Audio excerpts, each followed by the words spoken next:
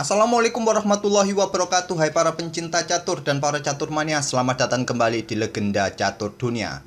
Breaking news kawan, berita kejutan lagi dari Magnus Carlsen. Carlsen mengundurkan diri di babak keempat turnamen Sinquefield Cup. Saya tutup dulu iklannya kawan, karena tidak di endorse, jadi saya tutup saja. Magnus Carlsen mengundurkan diri tanpa memberikan statement alasan mengapa dia mengundurkan diri kawan. Dia hanya memberikan statement dia mengundurkan diri lewat tweetsnya di Twitter dan memberikan cuplikan video dari Mourinho dengan titel "If I speak, I am in big trouble". Artinya Magnus Carlsen mempunyai alasan, cuma kalau diungkapkan mungkin dia tidak mempunyai alasan yang kuat atau ya sesuatu yang bisa jadi pegangan. Jadi kalau asal ngomong ya nanti bisa dibully oleh para haters ataupun para fans-fansnya kawan. Tapi spekulasi liar sudah beredar di komunitas-komunitas catur internasional. Apalagi Hikaru Nakamura juga lewat pernyataannya di live streaming di Twitch kawan, bahwa Magnus Carlsen ini mempunyai alasan yang kuat untuk mengundurkan diri karena alasannya Hans Niemann melakukan kecurangan. Tapi sampai saat ini kawan belum ada bukti ataupun indikasi kuat bahwa Hans Niemann ini melakukan kecurangan. Tapi alasan dari Hikaru Nakamura mengungkapkan ini bahwa Hans Niemann itu mempunyai track record yang kurang bagus di chess.com. Chess.com sudah 2 kali memban akunnya Hans Niemann kawan, karena terindikasi beberapa kali melakukan kecurangan di permainan online di chess.com. Dan juga indikasi yang menguatkan bahwa Hans Niemann ini menurut Hikaru Nakamura melakukan kecurangan, yaitu saat interview selepas mengalahkan Magnus Carlsen di game ketiga kawan. Hans Niemann ini mengeluarkan statement bahwa dia menyiapkan permainan Nimzo Indian apabila Carlsen memainkan pion G3 kawan. Bahwa pion G3 menurut Hans Niemann pernah dimainkan oleh Carlsen saat menghadapi Wesley So di tahun 2018 di London. Mungkin di London, kalau tidak salah London Chess Classic kalau di London.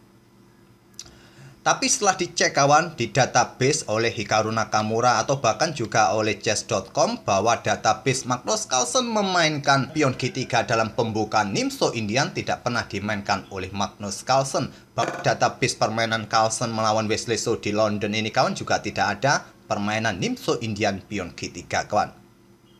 Entah itu histori atau sejarahnya Hans Niemann, apakah dia salah mengingat atau seperti apa sehingga statement setelah interview itu mengungkapkan bahwa persiapan melawan pion G3 sudah dipersiapkan.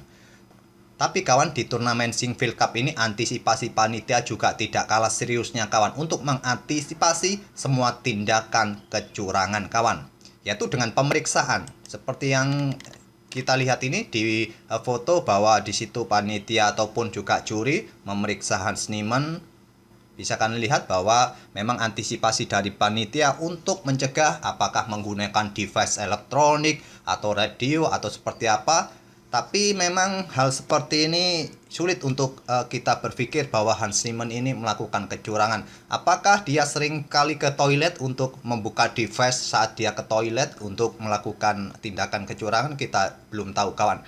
Dan ini juga bisa merugikan bagi Hans Niemann sendiri. Merugikan di turnamen karena Carlsen ini hanya bermain tidak lebih dari 50% kawan. Artinya menurut peraturan bahwa permainan Carlsen melawan Hans Niemann ataupun melawan Ian Nepo itu tidak dianggap. Jadi hangus poin-poin yang Ian Nepo, ya kalau Ian Nepo sih untung karena Magnus Carlsen mengundurkan diri di turnamen ini. Yang dirugikan adalah Hans Niemann sendiri, poinnya tidak diakui. Tapi tetap kawan, untuk penilaian rating Magnus Carlsen minus saat menghadapi Hans Niemann ini, dan Hans Niemann sendiri tetap mendapatkan elo rating kawan. Cuma yang dirugikan di turnamen ini. Dan juga apabila tindakan ataupun spekulasi curang yang dilakukan oleh Hans Niemann ini tidak terbukti, juga bisa merugikan bagi Hans Niemann sendiri kawan. Kalaupun Hans Niemann sendiri terindikasi kuat untuk melakukan kecurangan, hancur sudah karir Hans Niemann di turnamen ini. Ataupun di turnamen selanjutnya bakal Hans Niemann ini sangat sulit untuk bertanding lagi di event-event internasional kawan. Sulit bagi para panitia untuk mengundang Hans Niemann karena ya kalau terbukti tidak jujur ataupun melakukan kecurangan. Tapi sangat sulit kawan untuk membuktikan perbuatan kecurangan dalam permainan off-board. Apalagi tidak ada tangkapan mungkin kamera ataupun yang lain yang didapat oleh saksi untuk membuktikan kecurangan yang dilakukan oleh seorang pemain di permainan off-board. Kalau permainan online sih masih bisa dilacak dengan kecanggihan saat ini kawan. Oke, itulah kawan sedikit berita tentang breaking newsnya Magnus Carlsen yang mengundurkan diri. Dan untuk game yang akan kita ulas ini tentu yang kalian tunggu-tunggu sudah tidak mungkin main lagi kawan. Karena di babak keempat Magnus Carlsen harusnya bertemu dengan Mamet Yarov. Mamet Yarov menunggu selama 10 menit, akhirnya jamnya dimatikan lagi kawan. Dan ya Carlsen dinyatakan WO di babak keempat. Dan secara resmi Magnus Carlsen mengundurkan diri di turnamen ini lewat Twitternya. Oke, untuk game yang akan kita otak-atik ini kawan, saya pilih permainannya Fabiano Caruana yang terbilang cukup panjang kawan. Partai yang lain berakhir remis kawan, seperti Ali Reza ataupun pemain yang lainnya bermain remis. Pion E4 dimainkan oleh Fabiano Caruana dan mereka bermain dengan permainan Sicilian Defense terbuka variasi Najdov dari Maxime Lagrave. Tentu Maxime merupakan pemain yang ahli dalam permainan Sicilian Najdov. Dulu kawan, dengan variasi pion racun, gajah G5 dilanjutkan oleh siapa? Caruana Menteri B6 yang mengincar pion racun, pion B2. Caruana akhirnya berhasil mengalahkan MVL. Kalau tidak salah, itu di eventnya Piala Dunia, kalau tidak salah. Najdov kalah oleh Fabiano Caruana saat itu. Di sini pion F3 dipilih oleh Caruana. Lagi-lagi kawan memilih variasi sampingan bukan jalur utama. Seperti langkah gajah ini berkembang ke peta G5, gajah ke peta E3, ataupun juga gajah terang ini ke peta E2, ke peta C4. Merupakan 4 pilihan utama. Tapi di sini pion F3 variasi sampingan. Dilanjut dengan pion E5, kuda B3, dan di sini gajah E6. Selanjutnya gajah E3 dan gajah E7 dibalas Menteri D2 oleh Fabiano Caruana. Rokade panjang, kuda B ke D7, dan selanjutnya pion G4. Itulah tadi kawan fungsi pion E3 untuk mendukung pion G4 untuk segera mendapatkan tempo mendorong pionnya untuk segera mendobrak pertahanan raja. Pion B5 juga tidak mau kalah, pion G5. Kuda H5 persiapan manuver ke peta ini mungkin kawan, apakah pion juga dipersiapkan untuk didorong. Selanjutnya raja B1 untuk menghindari diagonal gelap ini kawan, yang memungkinkan hitam melakukan aksi dengan gajahnya, dan dilanjut dengan kuda B6, kuda A5, dan di sini benteng C8, di sini kuda D5 menantang pertukaran kuda dan langsung diterima oleh MVL. Dipukul balik oleh pion dan MVL melanjutkan sikat pion ini dengan gajah melakukan pengorbanan kawan dengan gajahnya untuk merebut satu pion, tapi kudanya juga di peta A5 ini tewas oleh Menteri Hitam. Sekarang pion C4, adapun gajah melanjutkan pengembangan ke peta D3 juga bisa kalian mainkan jika kalian menemui variasi atau diagram seperti ini. Tapi pion C4 dipilih oleh Caruana. Pion tidak mungkin berani ambil pion ini kawan, ya masih terbilang masih ada dukungan dari gajah akan ambil balik pion C4. Tapi yang lebih parahnya, menteri kalian tewas. MVL memilih dengan langkah kuda bergerak ke peta F4, ancam menteri langsung disikat, terjadi pertukaran perwira. Di sini dipukul balik oleh pion E. Sekarang gantian pion H4, perkuat posisi pion dari ancaman ataupun tekanan gajah ini kawan, dan dibalas langkah menteri A4 menghindari tekanan pin-pinan kawan. Di sini benteng C1 membackup peta C4-nya dan benteng C5. Menteri E4, benteng E5. Benteng bergeser ke peta E8 juga bisa jadi pilihan untuk membackup peta E7 ini dari ancaman menteri. Jadi di sini benteng E5 dipilih oleh MVL sekaligus untuk tekan menteri kawan, dan menteri mendapatkan pion F4. Di sini MVL melangkah dengan pion F6. Kalau Stockfish lebih menyukai langkah menteri ke peta B4 terlebih dahulu kawan. Memang harapannya pion pukul pion dipukul balik oleh gajah. Gajah mempunyai diagonal yang bagus, tapi sekelas Fabiano Caruana ya pasti tidak tertarik menukarkan pionnya ini. Memang terlihat bahwa lajur G-nya juga bisa terbuka kawan dengan permainan seperti ini, tapi ini akan memberikan keleluasaan bagi gajah gelap hitam ini.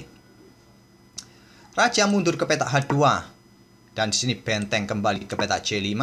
Langkah-langkah dari MVL nanti banyak sekali kawan, langkah-langkah yang bertanda kuning. Kalian bisa melihatnya dari parameter yang sering naik turun juga dari kedua pemain. Tapi sejak poin ini Fabiano Caruana posisinya lebih bagus dari punyanya MVL. Menteri E2 di sini benteng kembali ke sini ke peta E5.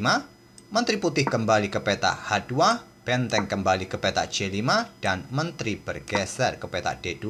Tidak ingin melakukan langkah-langkah yang berulang dan dicap dengan langkah B pukul pion C4. Dipukul balik oleh gajah skak, raja ke H8. Kalian tidak akan berani sikat gajah ini kawan, karena benteng kalian bisa tewas juga. Kalian rugi kualitas perwira nantinya.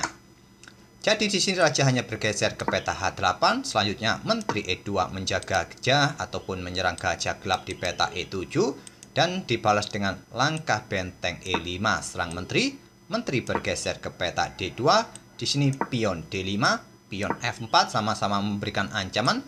Pion ambil gajah, benteng ambil pion ancam menteri, dan di sini kawan benteng E3 sama-sama memberikan ancaman bagi menteri masing-masing.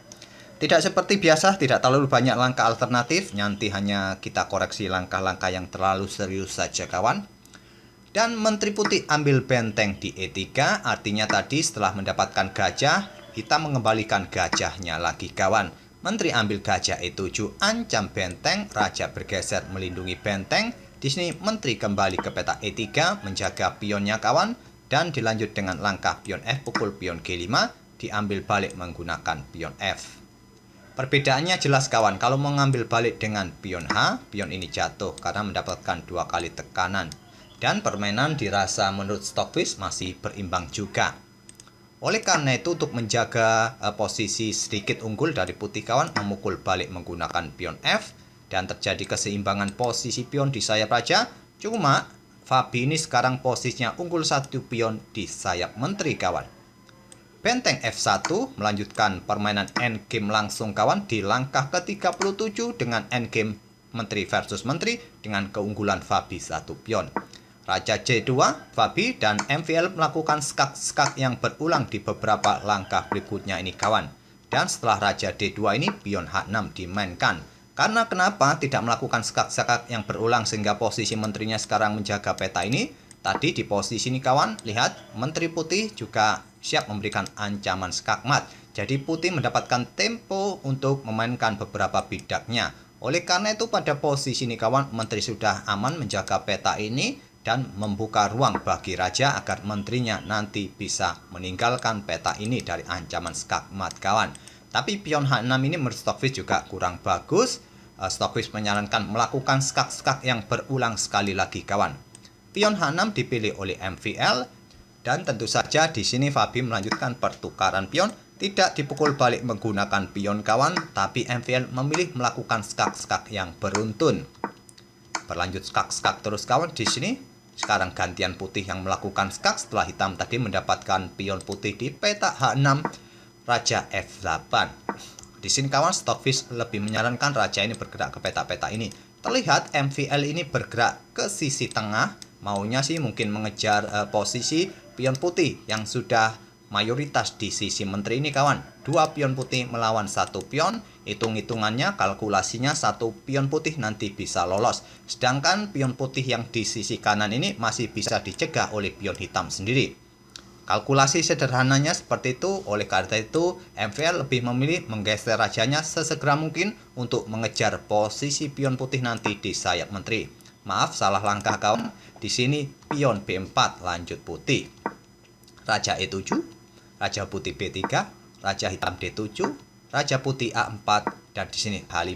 Mungkin kalian tadi melihat pergerakan raja sekaligus parameter yang ada di sebelah kiri papan naik terus kawan. Memang langkah raja yang mendekati pion-pion putih ke sayap menteri ini kurang bagus menurut Stockfish. Pion A3, pion G6.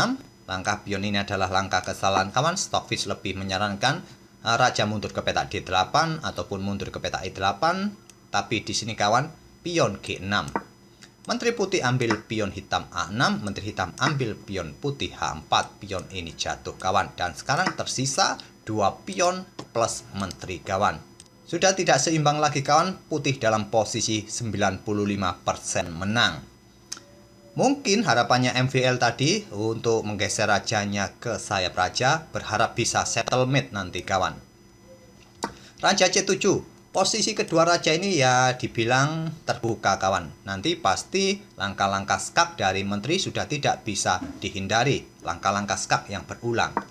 Raja putih B5, raja hitam B7. Di sini pion A4, menteri E7 dan menteri C6 skak. Dan dilanjut seperti ini kawan. Permainannya cukup panjang, berakhir atau sangat ketat dengan langkah-langkah menterinya kawan. Untuk mencari posisi yang bagus, untuk mencari posisi juga mengadu menteri.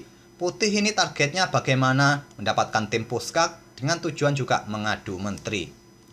Menteri A7 skak, raja B5, menteri E7, menteri B6 skak, raja A8, dan sini menteri C5. Langkah kesalahan kawan, sekarang keunggulan putih jadi sedikit.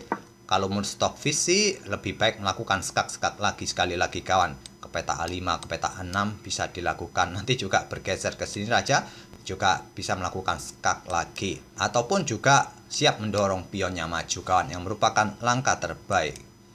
Tapi di sini menteri C5, menteri hitam B7 skak, raja A5, menteri C7 skak, raja B5, kembali melakukan skak yang beruntun kawan untuk melakukan ya bahasa Inggrisnya perpetual.